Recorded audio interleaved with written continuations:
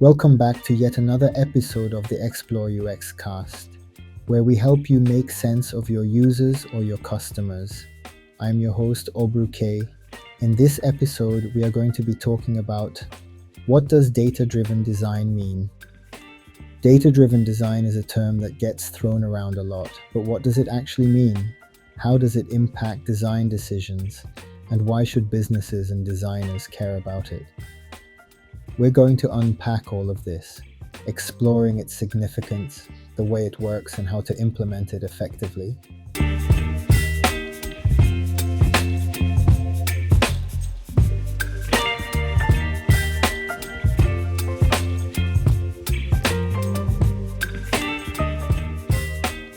Data-driven design is about making design decisions based on actual data rather than assumptions, personal preferences, or intuition.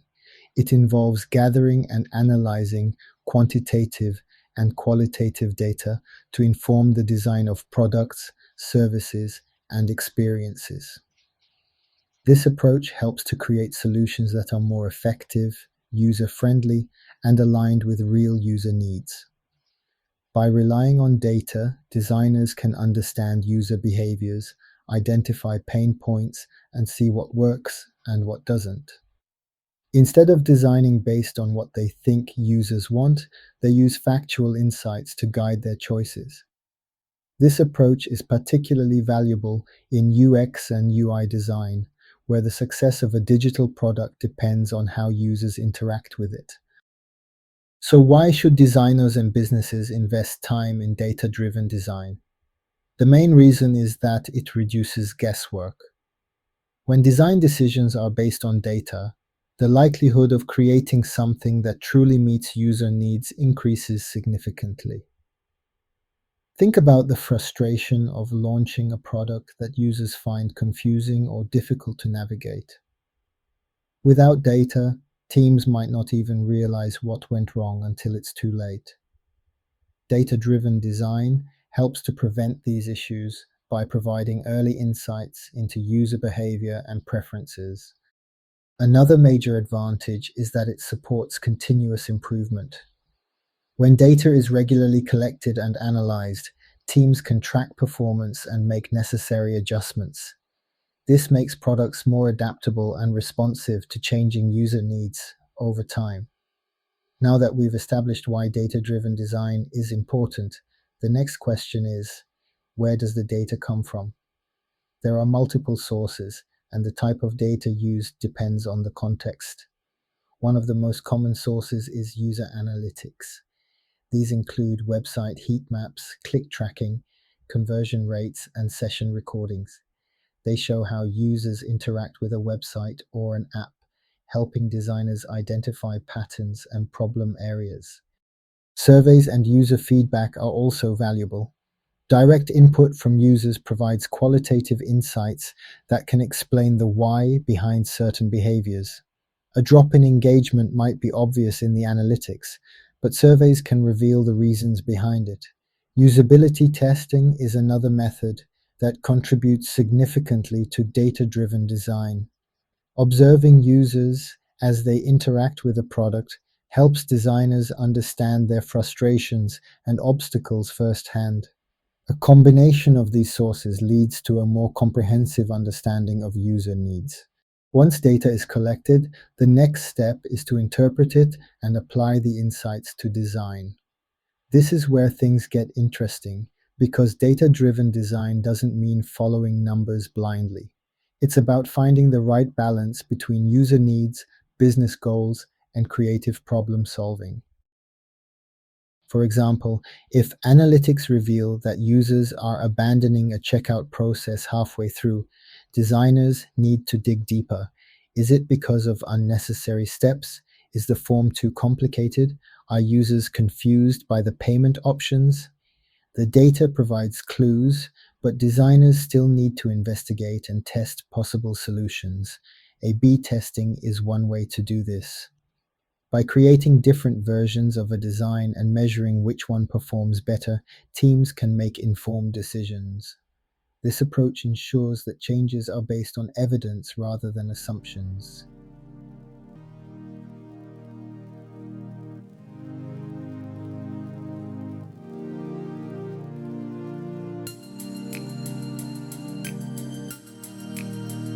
Love xploreUXCast? Here's how you can make a difference. Be a UX champion. Chat with friends, family, and anyone who wants to learn about UX and usability testing. You can supercharge the show. Subscribe, rate, and review xploreUXCast on wherever you listen to podcasts. This helps others discover the good stuff and lets the platform know we're winning. Let's talk UX. Leave comments on the podcast or social media. Got a burning testing question or a topic you'd love to hear explored? Hit me up. And join the UX crew by signing up for our newsletter on LinkedIn and connect with fellow UX enthusiasts. See links in the description.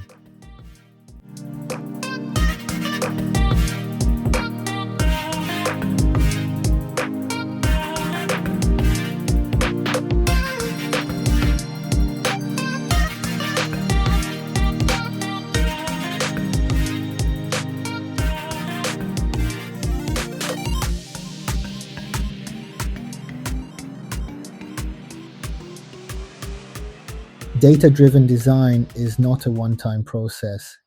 It supports an iterative approach where products are continuously tested, refined, and improved.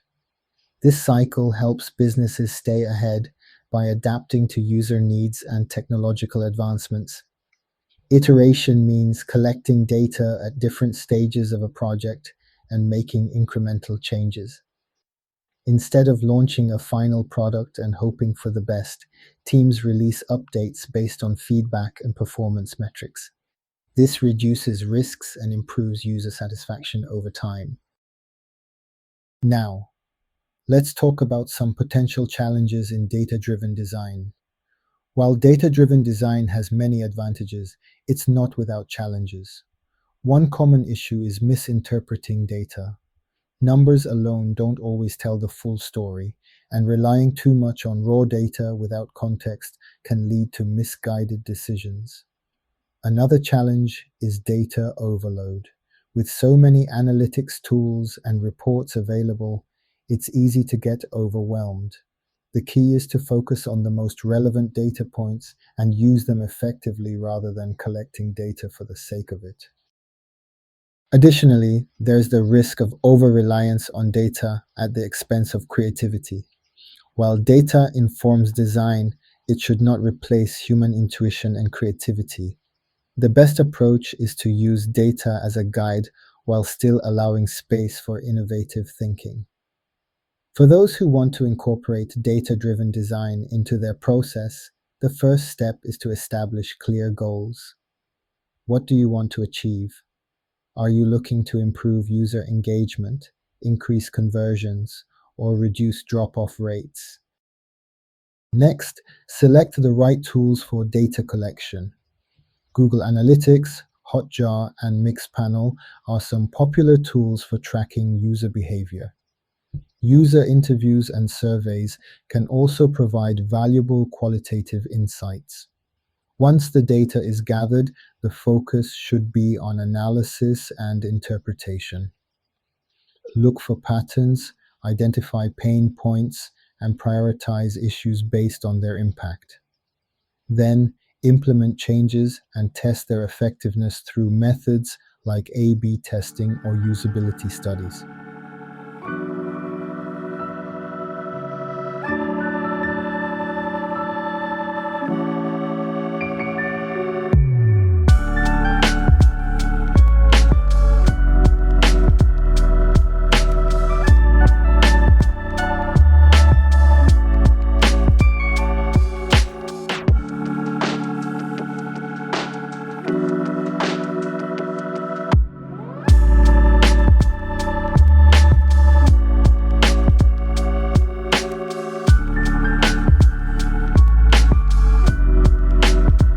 Curious about the latest UX trends? Sign up for our UX newsletter on LinkedIn. See the link in the description section of this episode.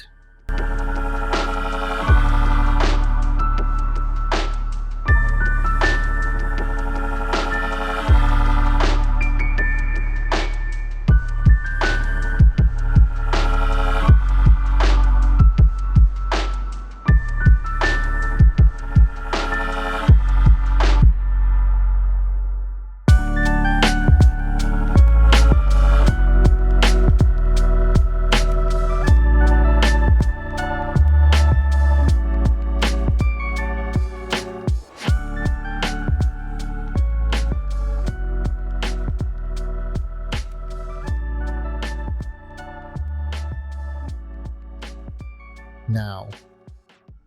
Let's talk about the process of data-driven design. Data-driven design isn't just about collecting numbers. It's about integrating data into every stage of the design process. Let's break this down into three key stages.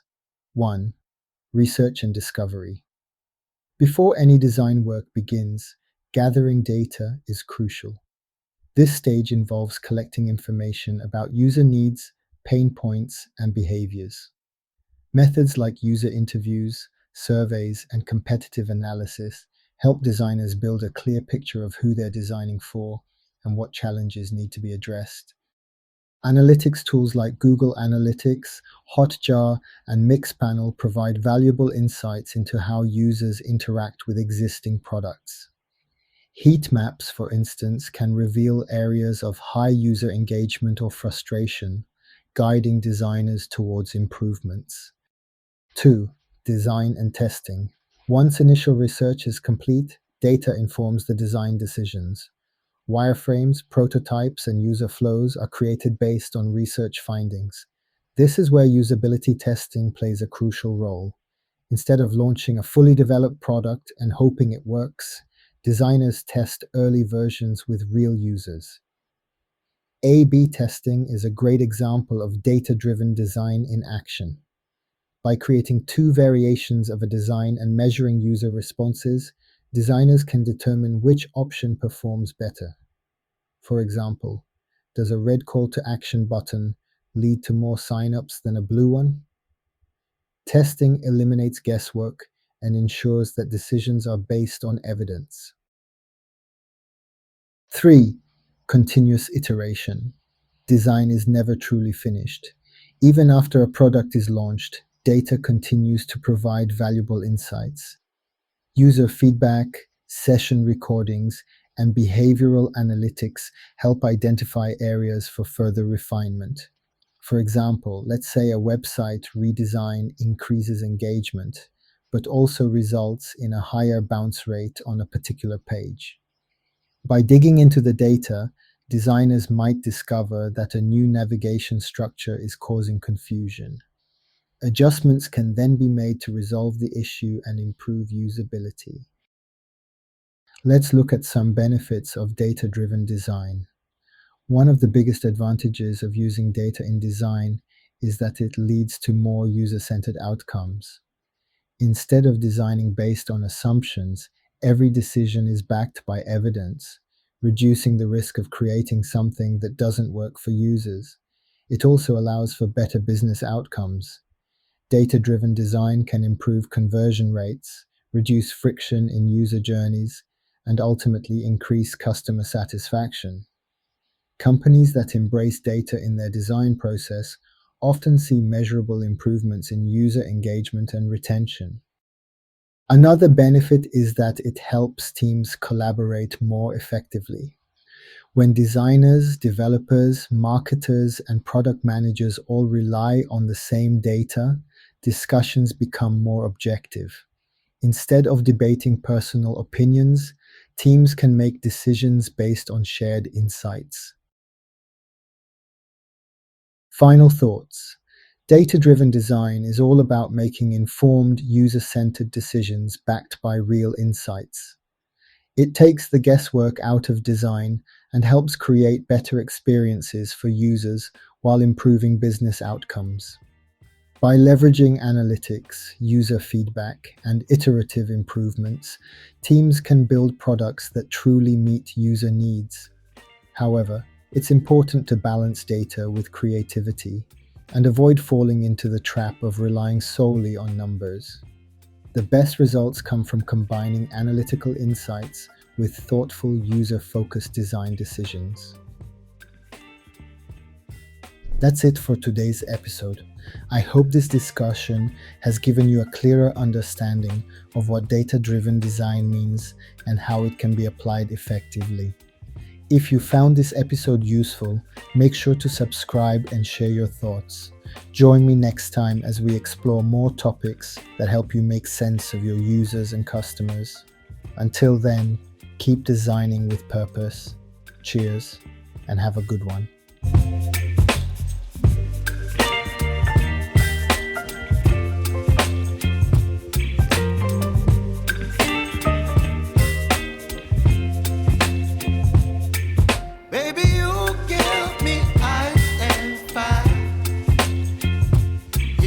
wind and rain. You're some kind of bird.